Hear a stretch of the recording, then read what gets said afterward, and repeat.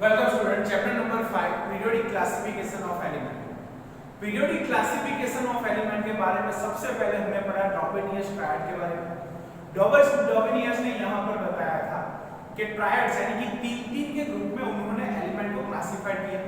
तीन के ग्रुप में उन्होंने एलिमेंट्स को क्लासिफिकेशन करने के बाद उन्होंने उनका यहाँ पर मीन वैल्यू निकाला, एटॉमिक मास के हिसाब से उनका मीन वैल्यू निकाला। उनको यहाँ पर चेक करने के लिए उन्होंने फर्स्ट एलिमेंट और थर्ड एलिमेंट जो था उन दोनों का मीन वैल्यू निकाला। जो बीच का एलिमेंट था, बिटवीन एलिमेंट था, उसका यहाँ पर एटॉमिक वेट मिलता था, एटॉमिक मास मिलता था। तो डॉबेनियस ट्रायड के अंदर उन्होंने भी इंक्रीजिंग एटॉमिक मासेस के हिसाब से, यानी कि सबसे कम एलिमेंट पहले रखा जिसका एटॉमिक मास कम था, उसके बाद ज्यादा, उसके बाद ज्यादा। तो इस तरह डॉबेनियस ने उनके ट्रायड के बारे में बताया। देन उनके बाद आए न्यूलैंड लॉ ऑफ ऑक्टेव्स के बारे में आपने पढ़ा कि जो न्यूलैंड थे उन्होंने यहाँ पर न्यूलैंड लॉ ऑफ ऑक्टेव्स के बारे में बताया।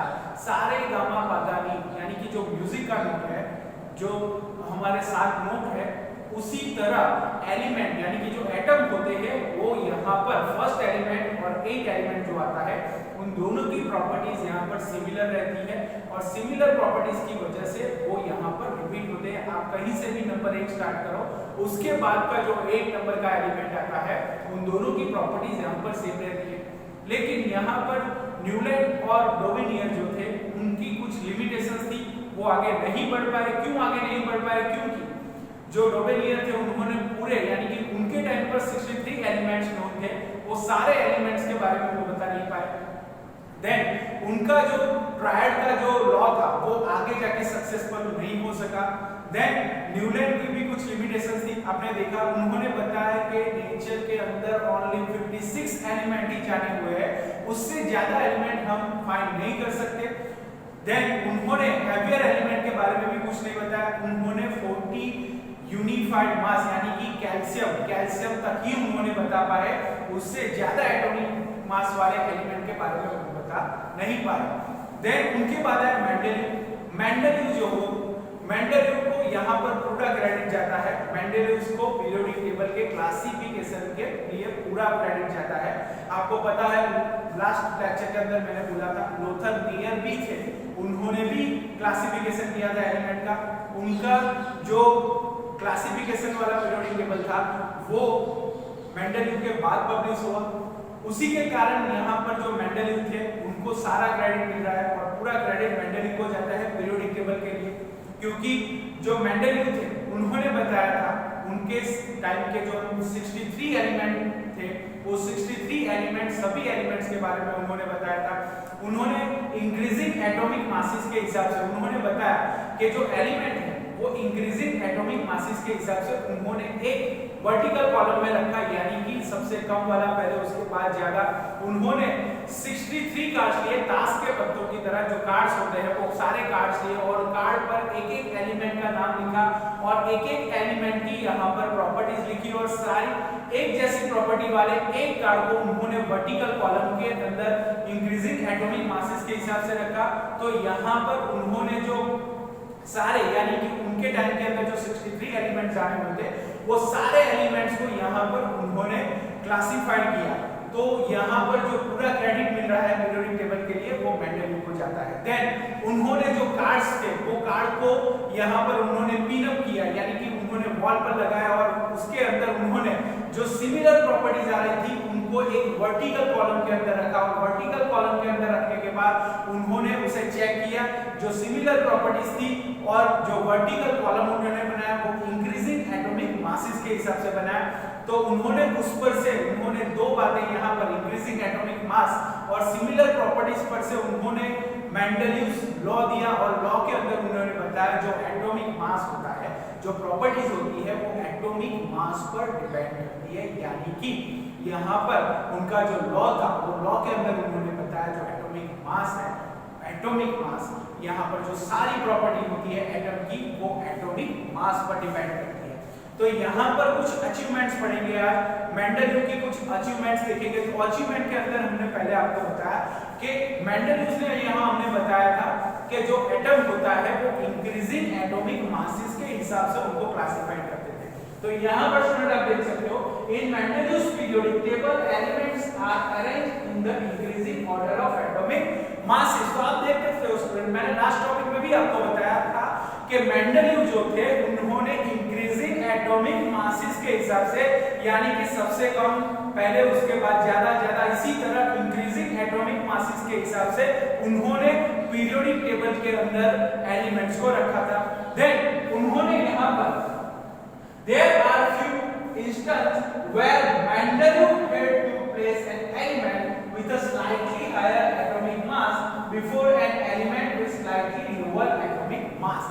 यानी कि यहाँ पर उन्होंने स्लाइटली, बहुत डिफरेंस नहीं था लेकिन थोड़ा डिफरेंस था, तब भी उन्होंने ज्यादा एलिमेंट को वाले एलिमेंट को बाद में रखा और कम एलिमेंट वाले को, उनका जिसका मास एटॉमिक मास कम था उस एलिमेंट को यहाँ पर पहले रखा। एग्जांपल के तौर पर यहाँ पर आप देख सकते हो 4 कोबाल्ट जिसका एटॉमिक मास यहाँ पर 58.9 यूनिफाइड मास था, 58.9 यूनिफाइड मास प्लेस्ड बिफोर निकल, यानी कि निकल के बाद रखा, क्योंकि निकल का एटॉमिक मास जो है वो है 58.7। तो स्टूडेंट आप यहाँ पर देख सकते हो कि यहाँ पर ज्यादा डिफरेंस नहीं है, पॉइंट का ही डिफरेंस था, फिर भी उन्होंने निकल के बाद कोबाल्ट को रखा।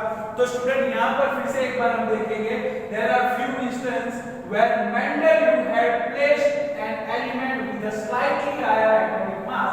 आप यहाँ देख सकते हो कि यहाँ पर एटॉमिक मास का जो डिफरेंस है वो बहुत ही कम है, यानी कि स्लाइटली डिफरेंस है। तो स्लाइटली डिफरेंस के कारण यहाँ पर हमने एग्जांपल लिया निकल और कोबाल्ट का। तो स्टूडेंट आप यहाँ पर देख सकते हो higher atomic mass before an element with slightly lower atomic mass. तो यहाँ पर example for cobalt atomic mass cobalt का था यहाँ पर 58.9 placed before nickel atomic mass 58.7, यानी कि निकल के बाद उन्होंने कोबाल्ट को रखा।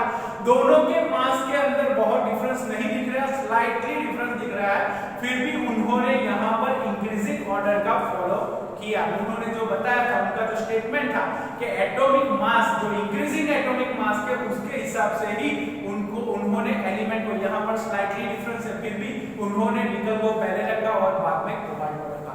तो यहाँ पर स्टूडेंट आप देख सकते हो को स्लाइटली डिफरेंस था, तब भी उन्होंने निकल के बाद ही कोबाल्ट को रखा, क्योंकि यहाँ पर आप डिफरेंस देख सकते हो, यहाँ पर 58.9 है, यहाँ पर 58.7 है, तो ज्यादा डिफरेंस नहीं है, फिर भी उन्होंने जो स्टेटमेंट था उनका arrange in the increasing order of atomic masses, यानी कि increasing order of atomic masses के हिसाब से उनको यहाँ पर रखा गया।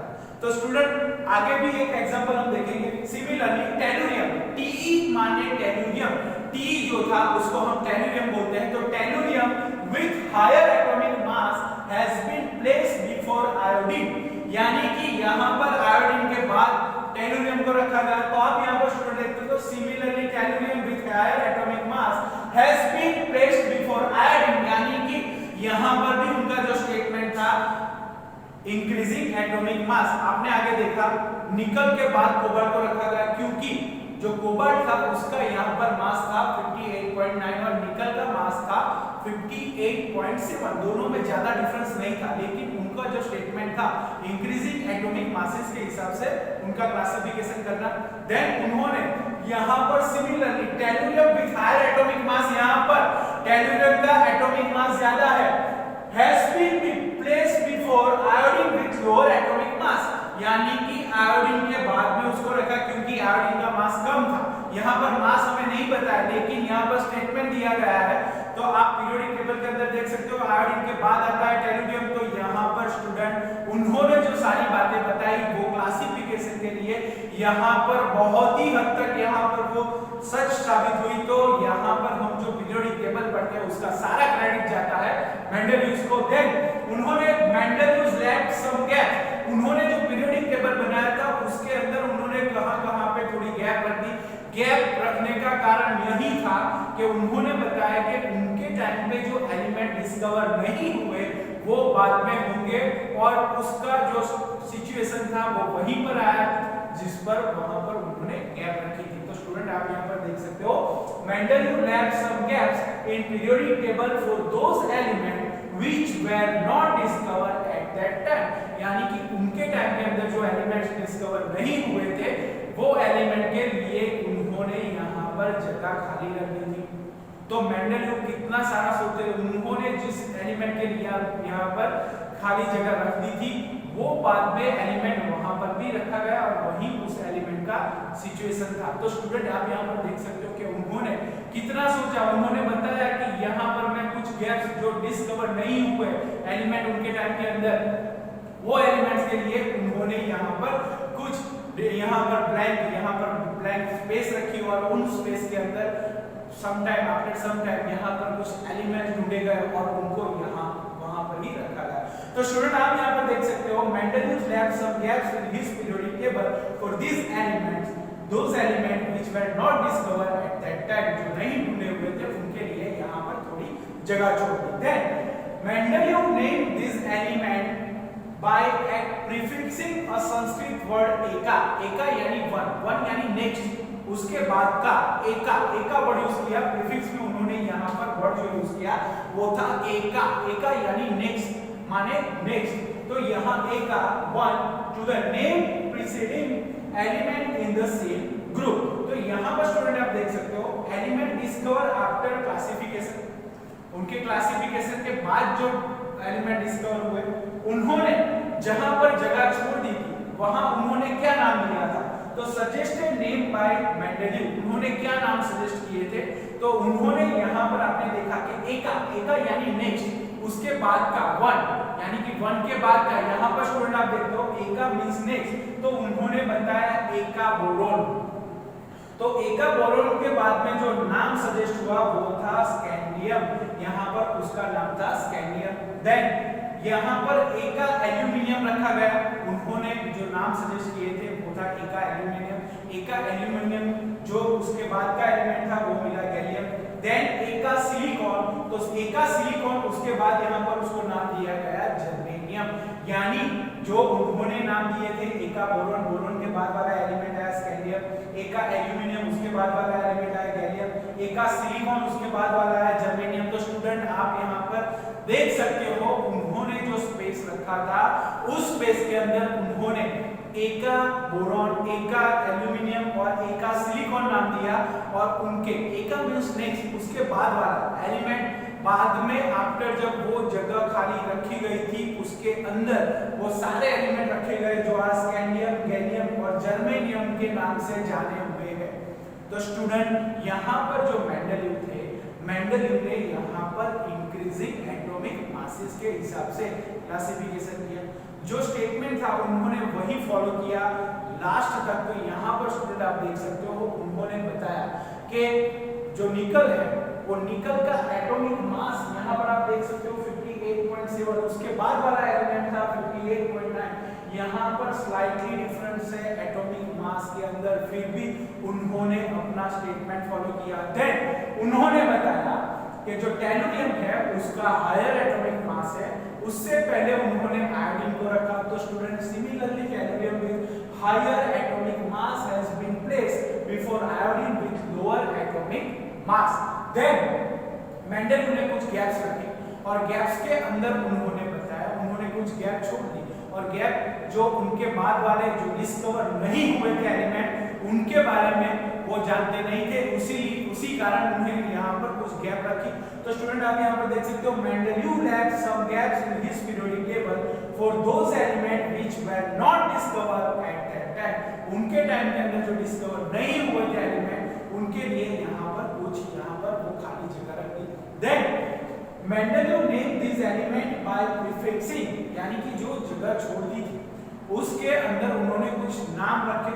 नाम कैसे रखे, तो Sanskrit word eka means next, Sanskrit में उसका मीनिंग होता है नेक्स्ट। तो eka Sanskrit word eka to the name preceding element in the same group, यानी कि वो एक ही ग्रुप में आएंगे।